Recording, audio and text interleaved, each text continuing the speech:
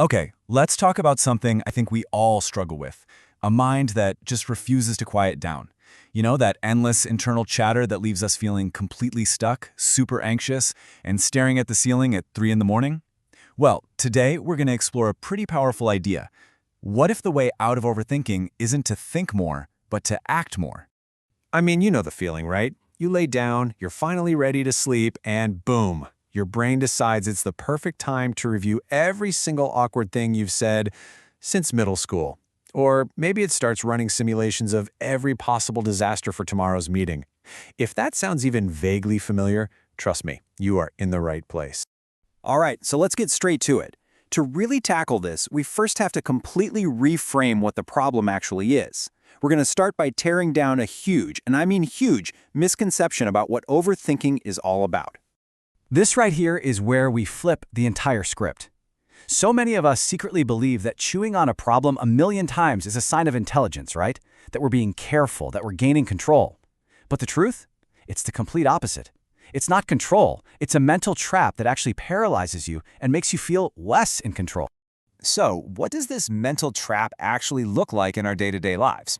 Well, it usually shows up in two very distinct, looping thought patterns that just keep us spinning our wheels. Let's break them down. First, you've got the past loop. This is you, late at night, replaying that one conversation from last week, analyzing what you should have said, or trying to decode what that person really meant by their comment. And the crazy part is, it feels productive. It feels like you're solving something. But really, you're just trapped in a mental instant replay, unable to change the past. And then there's the other side of the coin, the future loop. This is when you just obsessively imagine everything that could possibly go wrong. You play out every single worst-case scenario for that upcoming presentation or that difficult conversation. You're basically creating anxiety about things that haven't even happened and, let's be honest, probably never will.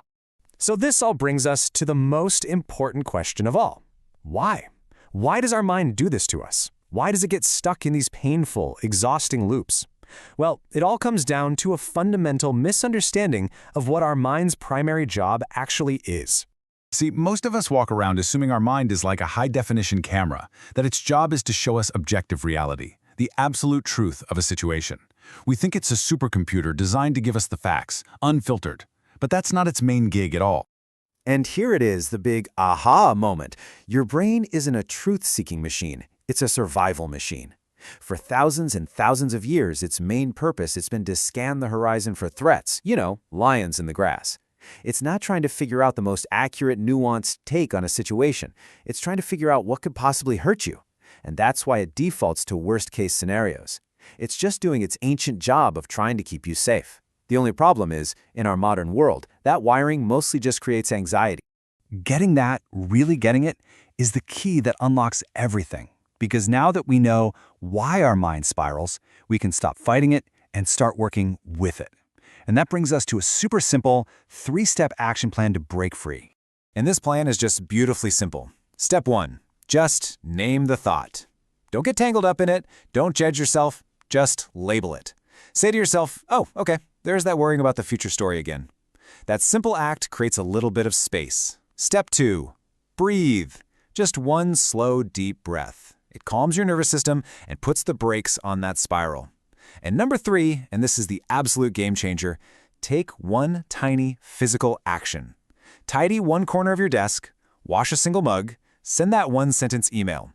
This tiny act of doing something physical completely shatters the mental loop.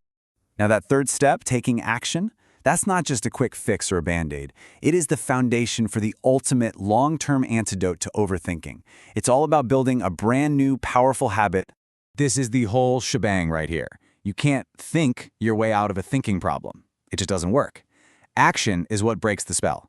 It yanks your focus out of the chaos in your head and puts it onto the real, controllable world right in front of you. And every single time you act, you send a clear message to your brain. See, I've got this. I can handle it. And when you do this consistently, you build something incredible, what our source material calls silent confidence. Now, this isn't about being loud or arrogant. It's a quiet, deep-down knowledge that you're capable. It's a fundamental trust in yourself that isn't built on wishful thinking or repeating affirmations.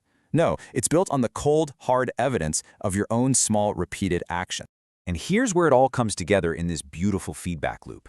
When you build that deep, silent confidence, your mind doesn't have to spiral anymore, frantically searching for danger. It starts to trust that you can handle whatever life throws at you. And that confidence, it creates calm. A confident mind is a calm mind. The two are completely linked. So that leaves us with one final and, I think, most important question. This isn't about what you're going to do tomorrow or next week. It's about right now. To actually break the cycle and start building that silent confidence, what is the one small, simple action you can take the very moment this explainer ends?